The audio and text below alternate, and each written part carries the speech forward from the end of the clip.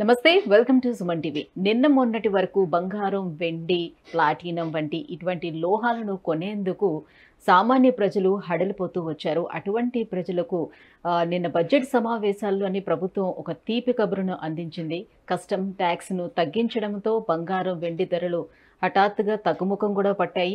So ఇవి ఎంతవరకు తగ్గే అవకాశం ఉంటుంది? ఎప్పటి వరకు ఈ రకంగా ఉండే అవకాశం ఉంటుంది? ఇప్పుడు మనం పెట్టుబడులు పెట్టుకోవచ్చా? ఈ అంశాలపై మాట్లాడేందుకు మనతో పాటు ఉన్నారు స్వర్ణకార అధ్యక్షుడు దుబ్బాక కిషన్ రావు గారు. హలో అండి.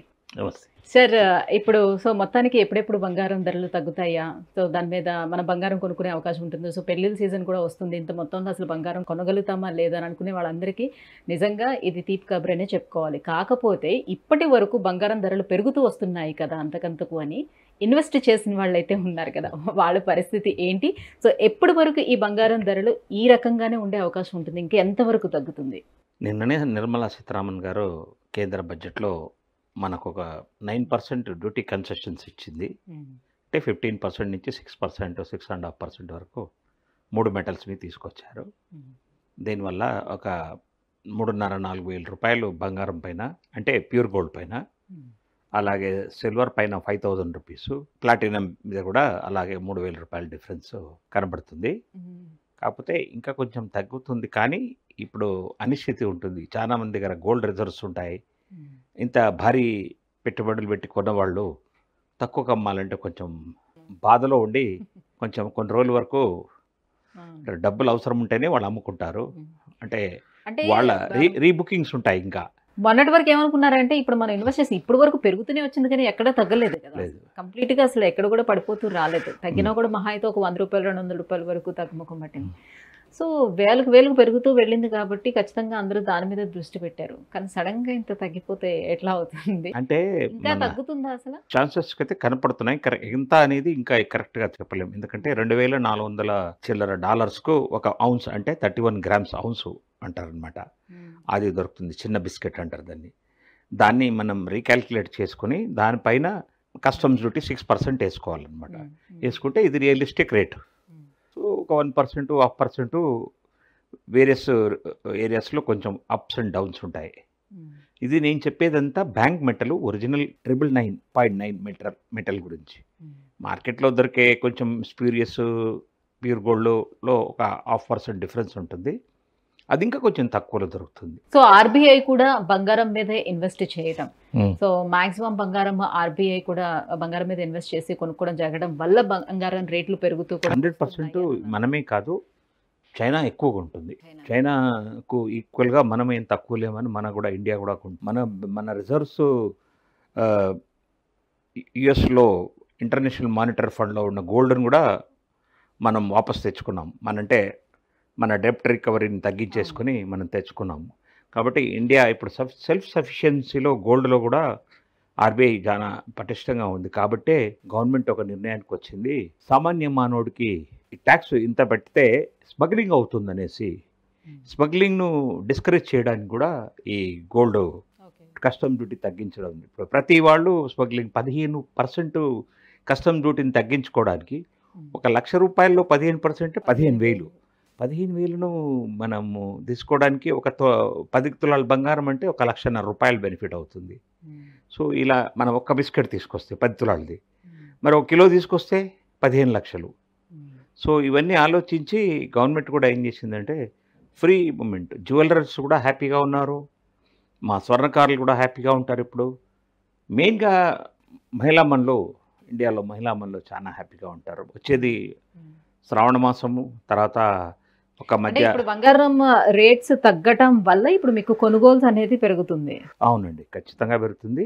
మహిళామణులకు ఇంట్రెస్ట్ కూడా వస్తుంది. ఎలాగైనా బంగారం కొనాలా అనేది వాళ్ళకు ఒక ఆనందంగా ఉంటుంది. అంటే వేరే వస్తువులు, మంచి చీరలు, వేరే వాటి కంటే కూడా బంగారం అయితే మంచి ఫ్యూచర్ వాల్యూ ఉంటుందని కూడా కొంచెం దీనికి ప్రిఫరెన్స్ ఇస్తారు. సో నిన్నటికి ఈ రోజుకి ఇప్పటి వరకు ఎంత తగ్గింది? 74,000 చిల్లర ఉండిందంటే 74,400-500 ఉండేది. ఇప్పుడు 71,000 చిల్లరకు వచ్చేసింది. సుమారు 3,500 తగ్గింది బంగారం మీద. 5,000 రూపాయలు సిల్వర్ మీద తగ్గింది. ప్లాటినం మీద కూడా ఒక 3,000 తగ్గింది అనమాట. అంటే ఇంకొద్ది రోజులు చూడొచ్చా? ఇంకా తగ్గే చూడాల్సింది, అవకాశం చూడాల్సింది. ఉంటుందా? చూడొచ్చా? అనిశ్చితి ఉంది ఇప్పుడు. నిన్ననే అయింది కాబట్టి 1 వీక్ అయితే కరెక్ట్ పిక్చర్ వస్తుంది. ప్రపంచ దేశాలు కూడా కొంచెం పోట్లాడుకోవడం తగ్గించాయి. ఇజ్రాయెల్ కూడా వాళ్ళు టార్గెట్ రీచ్ అయినట్టు కనబడుతుంది. హమాస్ మీద దాడులు, ఇంకా అమెరికా ప్రెజర్లు, వేరే యూరోపియన్ కంట్రీస్ ప్రెజర్ వల్ల కూడా ఇజ్రాయెల్ కూడా తగ్గుముఖం పడుతుంది వార్లో. కాబట్టి ఈ ఆయుధాలు కొని బంగారం ఎక్స్చేంజ్లో ఆయుధాలు కొంటుంటారు. అది కూడా నివారణ అయిపోతుంది. హుహు. పుతిన్ కూడా సైలెంట్ అవుతున్నాడు. హుహు. ఎన్ని రోజులు పోట్లాడతారు ఎవరితో అయినా కానీ, హ్మ్. దానికైనా అండ్ కావాలని.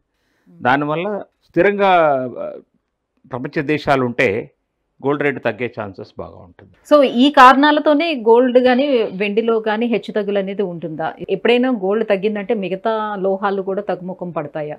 అంటే అన్నీ రిలేటెడ్‌గా ఉంటాయా అని? మ్యాక్సిమం గోల్డే మెయిన్ మెటల్. హ్మ్.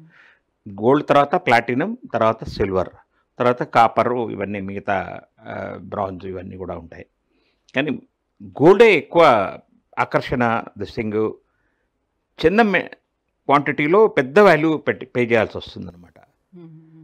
అంటే మనకు ఆర్డినరీ బిస్కెట్ అంత ముక్క మనకు 7.5 లక్షలు పడుతుందన్నమాట. ఇప్పుడు అది 7 లక్షలకు వచ్చింది. అంటే ఒక 50,000 వరకు తగ్గింది. 40,000 దాకా. ప్రస్తుతం ఉన్న సిట్యుయేషన్‌లోని ఏ హ్మ్. లోహం పైన మనం ఇన్వెస్ట్ చేసుకోవాలంటే ఇన్వెస్ట్‌మెంట్ పర్పస్ వైస్‌గా చూసుకుంటే ఏ లోహం పైన ఇన్వెస్ట్ చేసుకోవడానికి ఎక్కువ స్కోప్ ఉంది? ఎక్కువ మాత్రము గోల్డ్ మైనే చేస్తారు చాలా మటుకు.